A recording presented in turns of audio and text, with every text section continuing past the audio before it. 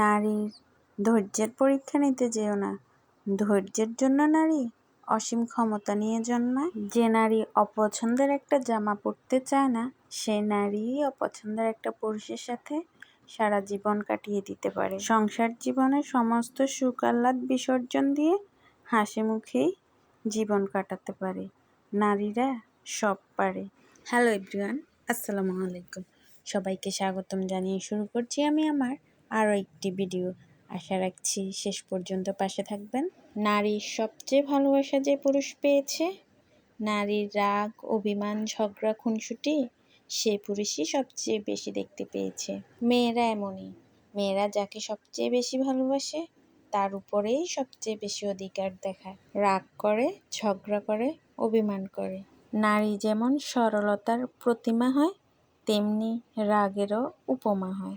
সব কিছু নির্ভর করে আপনার উপর, আপনি তাকে কিভাবে ট্রিট করছেন তার উপর।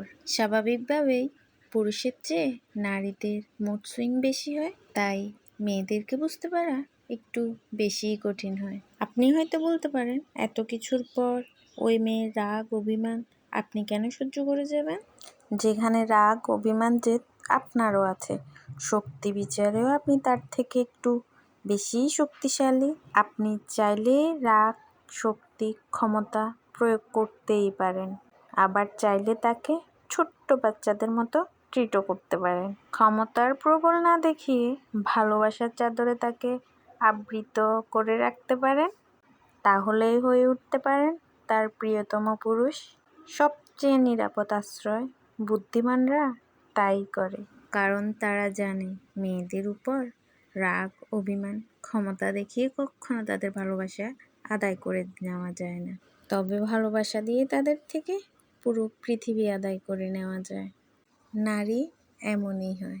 একবার যদি নারীর মনে জায়গা করে নিতে পারেন, আপনার জন্য পুরো পৃথিবীর সাথে সে লড়াই করে নিতে পারবে। একবার যদি তার মন থেকে উঠে যান, তবে তার মনে জায়গা করে নেওয়া আর সহজ হবে না। যেমন একটি কাচের গ্লাস আপনি নিচে ফেলে দিলে আর জোড়া লাগাতে পারবেন না, তেমনি নারীর মন থেকে উঠে গেলে আর সে স্থানে আপনি জায়গা করতে পারবেন না।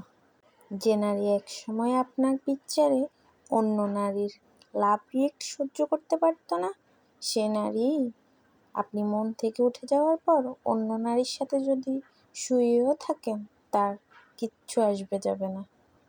যে নারী আপনাকে অতিরিক্ত ভালোবাসতে পারে, সে নারী কষ্ট, অভিমান, রাগ, যন্ত্রণার কারণে আপনার কাছ থেকে সারা জীবনের মতো হারিয়েও যেতে পারে।